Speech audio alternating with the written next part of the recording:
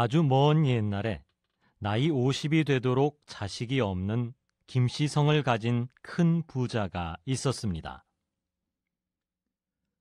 어느 날 김 부자는 쌀과 은을 절에 시주하면 아이를 낳을 수 있다는 말을 들었습니다. 김 부자는 설마 했지만 속는 셈 치고 절에 가서 시주했습니다.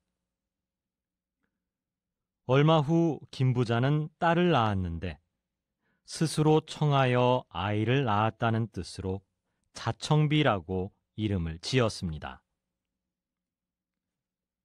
자청비가 자라서 15세가 된 어느 날, 강가에 빨래를 하러 갔다가 하늘나라 왕자 문도령을 만나게 되었습니다. 자청비는 문도령의 모습을 보고 첫눈에 반해서 어디에 가는지를 물었습니다. 공부하러 간다는 이야기를 들은 자청비는 그 길로 바로 집에 돌아가서 남장을 하고 문도령을 뒤따라갔습니다. 이렇게 해서 두 사람은 3년 동안 함께 글 공부를 하게 되었습니다. 두 사람은 3년이라는 시간을 함께 하다 보니 절친한 사이가 되었습니다. 어느 날 문도령은 결혼을 해야 하니까 하늘나라로 돌아오라는 연락을 받았습니다. 자청비는 문도령에게 자신이 여자라는 사실을 말한 후 따라가려고 했습니다. 하지만 문도령은 자청비에게 부모님을 설득하고 돌아오겠다고 약속하고 하늘나라로 떠났습니다. 자청비는 문도령과 헤어진 후 집으로 돌아왔습니다. 자청비의 집에는 마음씨 고약한 하인 정수남이가 있었는데 산에서 문도령이 하늘나라 선녀들과 노는 것을 봤다고 자청비에게 거짓말을 하였습니다. 그 말을 듣고 놀란 자청비는 정수남이와 함께 산으로 올라갔습니다. 산속에 둘만 있게 된 것을 확인한 정수남이는 자청비에게 결혼하자면서 덤벼들었습니다. 자청비는 순간 옆에 있는 돌을 들어 정수남이의 머리를 쳤는데 정수남이가 그 자리에서 죽어버렸습니다. 자신의 딸이 사람을 죽였다는 것을 알게 된 김 부자는 자청비를 집에서 내쫓았습니다. 갈 곳 없는 자청비는 비단 짜는 어느 할머니의 양녀가 되어 날마다 비단을 짰습니다. 어느 날 자청비는 자신이 짜고 있는 비단이 문도령의 결혼식에 쓸 옷감이라는 것을 알게 되었습니다. 그래서 자신의 이름을 넣어 비단을 짠 뒤 하늘나라로 보냈습니다. 비단을 본 문도령은 상사병에 걸린 척하며 밥도 먹지 않고 자리에 누워버렸습니다. 그리고 아들이 걱정되어 찾아온 부모님에게 새 옷과 헌옷 중에서 무엇이 더 좋으냐고 물었습니다. 문도령의 부모님은 새 옷은 고운 반면에 입기가 불편해서 헌옷이 더 좋다고 말했습니다. 문도령은 그럼 장은 어떤 것이 더 좋으냐고 물었습니다. 그러자 부모님은 새로 만든 장은 깊은 맛이 없어서 오래 묵은 장이 더 좋다고 했습니다. 이 말을 듣고 문도령은 말했습니다. 옷이나 장도 오래된 것이 편하고 깊은 맛이 납니다. 저는 사람도 이와 같다고 봅니다. 저는 오래전에 결혼을 약속한 사람이 있으니 그 사람과의 결혼을 허락해 주십시오. 문도령의 부모님은 자청비가 인간이기 때문에 며느리가 되기에 부족하다고 생각했습니다. 그래서 불구덩이 위에 놓인 칼날 위를 걷는 시험을 통과하면 며느리로 인정하겠다고 했습니다. 자청비가 불구덩이 위를 걸으려고 할 때 갑자기 비가 내리기 시작했습니다. 덕분에 불이 꺼지면서 자청비는 시험을 무사히 통과할 수 있었습니다. 시험을 통과한 자청비는 문도령과 결혼을 했습니다. 자청비는 성격도 좋고 살림도 잘했습니다. 특히 농사에 관심이 많아서 하늘나라에서 농사 짓는 것을 잘 보고 배웠습니다. 그 후 자청비는 문도령과 함께 인간 세상에 없는 좋은 곡식을 얻어 인간들에게 전해주고 농사 짓는 방법도 가르쳐 주었습니다. 이것을 본 하늘나라 임금님은 자청비와 문도령을 농사를 담당하는 신으로 삼았다고 합니다.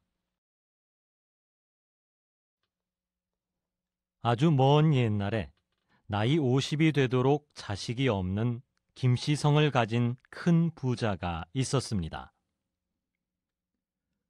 어느 날 김 부자는 쌀과 은을 절에 시주하면 아이를 낳을 수 있다는 말을 들었습니다.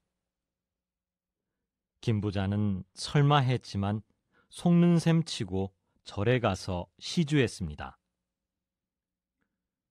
얼마 후 김 부자는 딸을 낳았는데 스스로 청하여 아이를 낳았다는 뜻으로 자청비라고 이름을 지었습니다.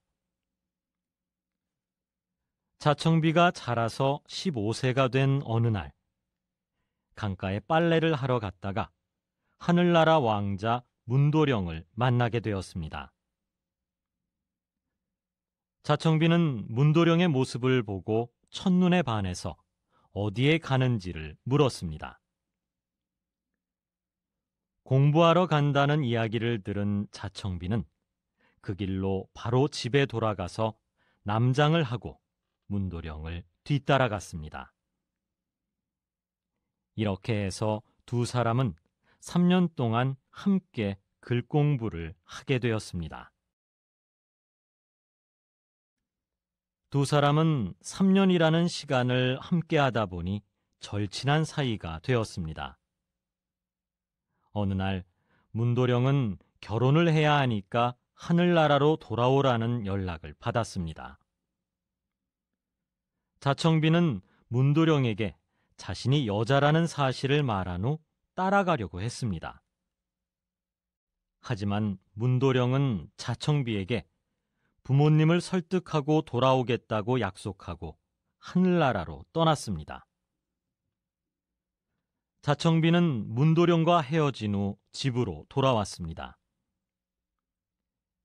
자청비의 집에는 마음씨 고약한 하인 정수남이가 있었는데 산에서 문도령이 하늘나라 선녀들과 노는 것을 봤다고 자청비에게 거짓말을 하였습니다. 그 말을 듣고 놀란 자청비는 정수남이와 함께 산으로 올라갔습니다. 산속에 둘만 있게 된 것을 확인한 정수남이는 자청비에게 결혼하자면서 덤벼들었습니다. 자청비는 순간 옆에 있는 돌을 들어 정수남이의 머리를 쳤는데 정수남이가 그 자리에서 죽어버렸습니다. 자신의 딸이 사람을 죽였다는 것을 알게 된 김 부자는 자청비를 집에서 내쫓았습니다. 갈 곳 없는 자청비는 비단 짜는 어느 할머니의 양녀가 되어 날마다 비단을 짰습니다. 어느 날 자청비는 자신이 짜고 있는 비단이 문도령의 결혼식에 쓸 옷감이라는 것을 알게 되었습니다. 그래서 자신의 이름을 넣어 비단을 짠 뒤 하늘나라로 보냈습니다. 비단을 본 문도령은 상사병에 걸린 척하며 밥도 먹지 않고 자리에 누워버렸습니다. 그리고 아들이 걱정되어 찾아온 부모님에게 새 옷과 헌 옷 중에서 무엇이 더 좋으냐고 물었습니다. 문도령의 부모님은 새 옷은 고운 반면에 입기가 불편해서 헌 옷이 더 좋다고 말했습니다. 문도령은 그럼 장은 어떤 것이 더 좋으냐고 물었습니다. 그러자 부모님은 새로 만든 장은 깊은 맛이 없어서 오래 묵은 장이 더 좋다고 했습니다. 이 말을 듣고 문도령은 말했습니다. 옷이나 장도 오래된 것이 편하고 깊은 맛이 납니다. 저는 사람도 이와 같다고 봅니다. 저는 오래전에 결혼을 약속한 사람이 있으니 그 사람과의 결혼을 허락해 주십시오. 문도령의 부모님은 자청비가 인간이기 때문에 며느리가 되기에 부족하다고 생각했습니다. 그래서 불구덩이 위에 놓인 칼날 위를 걷는 시험을 통과하면 며느리로 인정하겠다고 했습니다.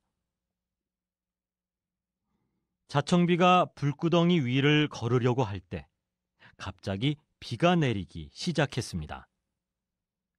덕분에 불이 꺼지면서 자청비는 시험을 무사히 통과할 수 있었습니다. 시험을 통과한 자청비는 문도령과 결혼을 했습니다.